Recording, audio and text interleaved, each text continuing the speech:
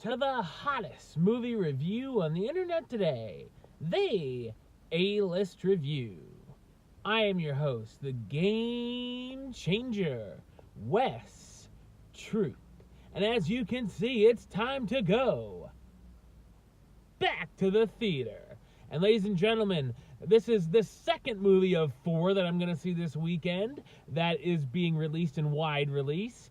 And it's the latest Evil Child movie. Yippee. My review of the 2019 horror film, The Prodigy. Coming up now.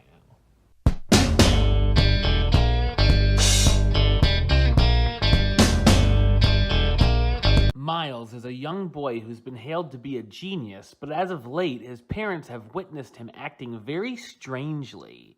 When things start to get worse, his mother, Sarah, decides to take him to see a therapist who actually believes Miles may be possessed by an evil entity through the process of reincarnation.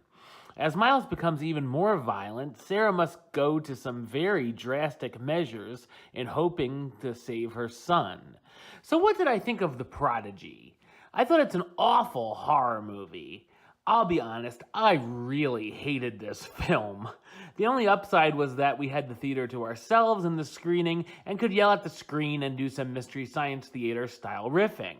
First off, there's nothing scary here to see at all, and no tension or suspense to be found. Anything that could be remotely creepy we've seen done better before in the past. The jump scares are horrendous as well, and even laughable, like the one where the kid wakes up from a slumber and it's supposed to make us scream. The only decent one that will get some jumps was already seen in the trailer. It also uses every single horror movie cliche in the book, from the fake-out dream sequences, to characters going slowly down dark hallways, the kid speaking a different language in his sleep, and of course the family has a dog, so be prepared. It's all so tiresome. In fact, that dog should be mad at her agent for being in this crap when she could have been in A Dog's Way Home instead. The story is 1,000,000% predictable, and all of the reveals and twists are painfully obvious long before it happens.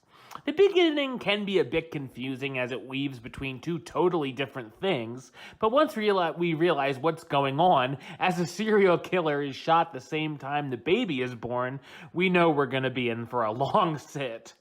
The pacing itself is really all over the place from its quick beginning, and then it drips like molasses. Even the music score is boring and generic. It also tries to be artsy, like trying to be the next Hereditary or The Witch, but fails at every turn. I also found myself laughing unintentionally throughout the whole film, like some of the lines Miles says that's supposed to be creepy or make us shocked. I just laughed at how ridiculous it is. It's funny how the movie tries to show Miles as a special kid and says he's smart, but then doesn't go anywhere else with it. He's just possessed. Of course, all of the characters do some really stupid things that are facepalm inducing. When I thought The Prodigy couldn't get possibly any worse, the atrocious ending happens and even sequel baits.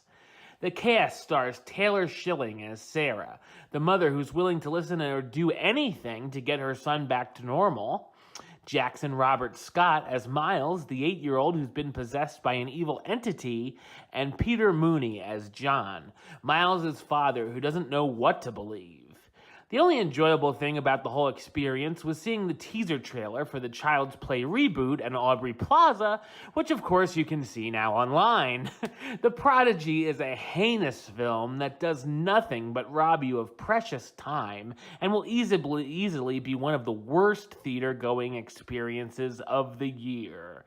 Prodigy, I think it's safe to say, you know what rating you're gonna get? I only got 2 words for ya. Suck it! Alright, well that's the show. I'll be back with another review very soon. But until then, don't forget to subscribe right here on YouTube. YouTube.com/Westside515. Like the show on Facebook, Facebook.com/WestTroopAlist.